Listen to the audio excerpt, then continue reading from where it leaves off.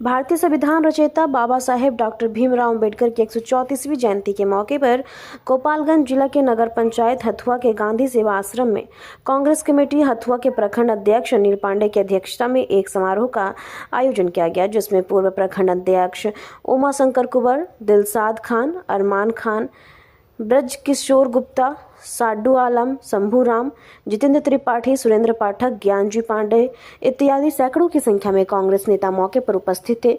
सभी ने बाबा साहेब डॉक्टर भीमराव अंबेडकर जी के फोटो पर माल्यार्पण कर सभी ने हथुआ प्रखंड में कांग्रेस पार्टी को पहले से ज्यादा मजबूत करने की बात कही। पार्टी है उसमें सबसे पुरानी कांग्रेस है और कांग्रेस कभी विलुप्त नहीं हो सकती है या अस्तित्व समाप्त नहीं हो सकता है। आम आदमी के जीवन में या राजनीतिक जीवन में उतराव चढ़ाव होता है, तो थोड़ा सा उतराव हुआ है, फिर भी हम देश में आज भी दूसरे नंबर पर हैं। हमारे 99 सांसद हैं, कई राज्यों में हमारी सरकार है, इसलिए यह कहना उचित नहीं है। कांग्रेस आज भी उसी तरह उदयमान है जैसे पहले थी। थोड़ा सा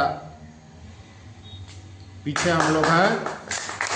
क्या बिहार में कांग्रेस अपना कोई इस समय का विधानसभा के चुनाव में बिहार में कोई पार्टी अपना कोई सदस्य मनोनीत करने के प्रयास करेगी क्या?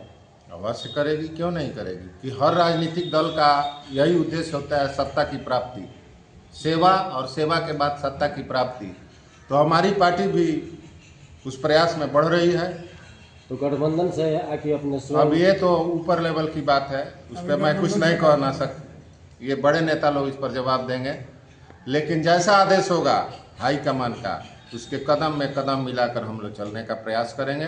और यहाँ जो भी कांग्रेसी सिपाही आए हुए हैं, हमारे बड़े बुजुर्ग भाई लोग भी आए हुए हैं, उनको तहे दिल से मैं धन्यवाद बधाई देना चाहता हूँ कि बाबा साहब भीमराव अम्बेडकर की जयंती में वे सब पधारे और हमारे उत्साह को बढ़ाए। इसलिए कोटि कोटि उनको भी नमन है। जय हिंद, जय भारत, जय भीम, जय कांग्रेस। हमारे देश की बहुत सबसे बड़ी पार्टी रही है और देश की आज़ादी में अंग्रेज़ों को भगाने में कांग्रेस पार्टी की बहुत बड़ी भूमिका रही है। जहाँ तक कांग्रेस पार्टी का सवाल है, जैसे हमारे स्वर्गीय जवाहरलाल नेहरू जी, मोतीलाल नेहरू जी, उनके पिता, उन लोगों का देश पर बहुत, उन लोगों ने हर चीज़ मतलब न्यौछावर कर दिया है। अरबों की प्रॉपर्टी इस देश को दे दिया, दान कर दिया। वैसे लोगों को आज बदनाम किया जा रहा है।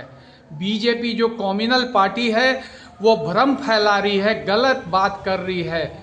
इस देश में हिंदू, मुसलमान, सिख, ईसाई सब आज से नहीं, आज से मिलजुल कर रहे हैं, मगर ये पार्टी जो है, सांप्रदायिक पार्टी जो है, ये नफरत फैला रही है। सिर्फ मंदिर, मस्जिद, अभी जो है ये औरंगजेब का कब्र खोदने जा रहे हैं। अरे ये सब बेकार का काम करने से कुछ नहीं होगा।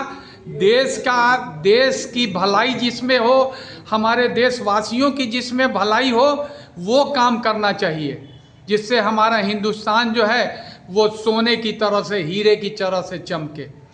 यहाँ ये गंगा जमनी तहजीब रही है, सारे जात धर्म के लोग मिल के रहे हैं। मुगल भी आए थे तो वो थोड़ी यहाँ से लूट के लेके चले गए, यहीं के हो के रह गए और यहीं की मिट्टी में दफन हो गए।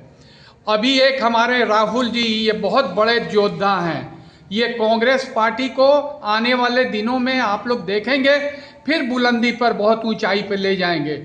एक आदमी, अभी एक बहुत बूढ़े बुजुर्ग आदमी का मैं सुन रहा था, मोबाइल में देख रहा था, उनका स्टेटमेंट था कि मैं समझता था राहुल गांधी को कहे इनसे क्या होगा, मगर ये आदमी जो है 4000 किलोमीटर ये पैदल चले।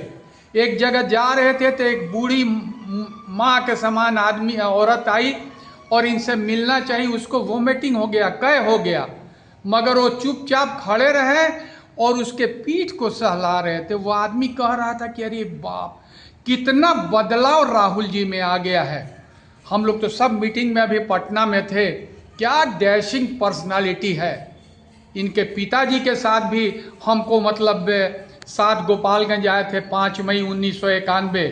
उनके जिप्सी में मैं पीछे खड़ा था, काली पांडे जी को टिकट मिला था और उसी के 15 दिन के बाद उनकी हत्या हो गई।